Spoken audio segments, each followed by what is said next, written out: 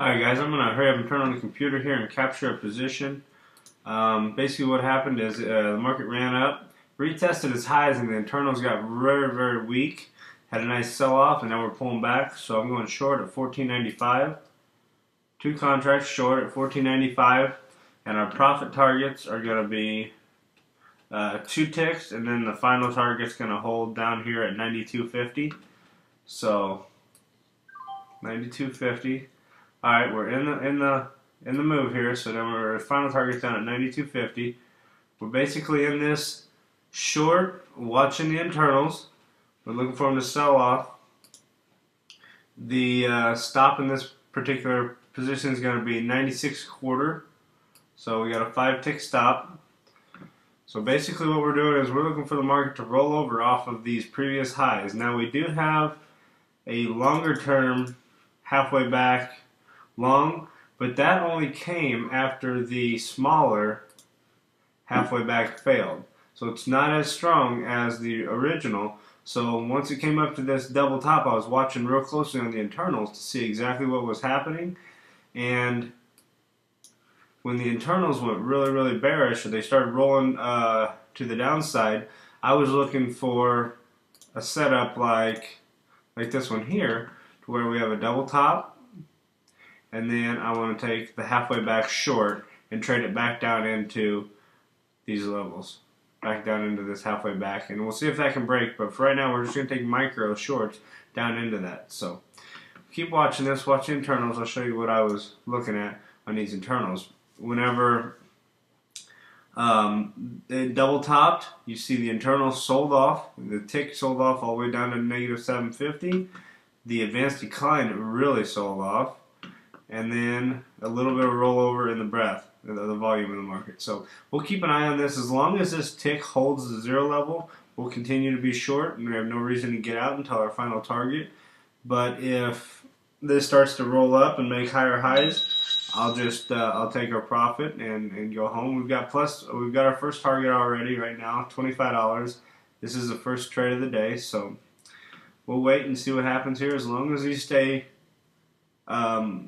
negative, stay to the downside, we'll continue to be bearish throughout the morning. So as of right now, we're just waiting for it to come down and retest its lows down here around 93.25, and I will move my second stop to my entry price, and we will be guaranteed $25 and in a risk-free trade. So I am going to just sit here and let this play out for a little bit, and I will come back and we'll talk about what happened. So I'll be right back.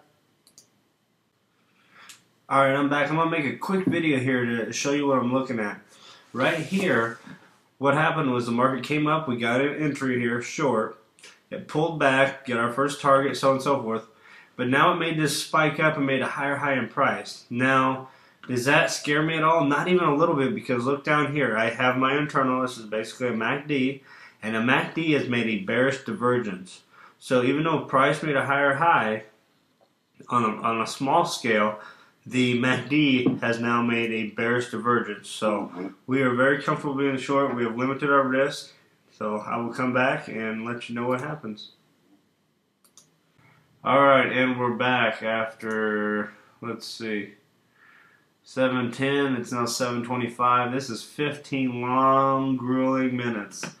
But finally, since we broke down here, I am going to put the second target at my entry price now. Officially going to move it to my entry price. This thing has struggled, but the thing is, the reason I wasn't flattening the position earlier is because the market internals were still not making any move up whenever this market was chopping sideways. So basically what I had at this whole time, basically what I had was I hit my first target immediately. So, and then I had my second stop at -4. So I was risking $25 total on this position to make about 150. That makes a lot of sense to me. If I have neutral internals, neutral market, neutral everything, and I can risk $25 to make 150, I think everybody would do it every single time. So I'm just staying in this, just watching.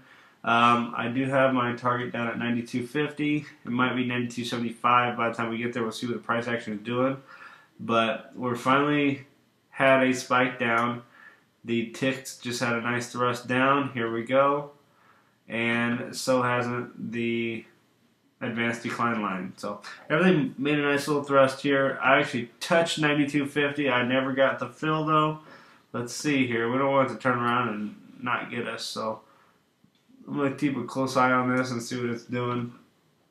I would like to get this fill. Right, there we go. We got a fill. Nice. All right, so that was a longer trade that took, I don't know, took about, we got in right here at 7:05. So that trade took 20 minutes. That's typically a very, very long position for my strategy. I take smaller time frame scalps, and I use the Fibonacci's to take ambush trades, long and short, and typically anywhere from 2 to maybe 5 minutes a trade, but sometimes you have things like this. But like I said, once I got my first target off fairly quickly, my second target was at -4, and the reason I was not flattening the order whenever this did not go in my direction is because the internals stayed neutral to somewhat bearish, and I was more than happy to risk $25 to make the total 150. See up here, 150. This first trade of the day. It took forever, but hey, it is what it is, and that's trading. So all it is about money management, getting in a position. That's the easy part, and then it comes down to money management. So if you got any questions, come by my live trading room.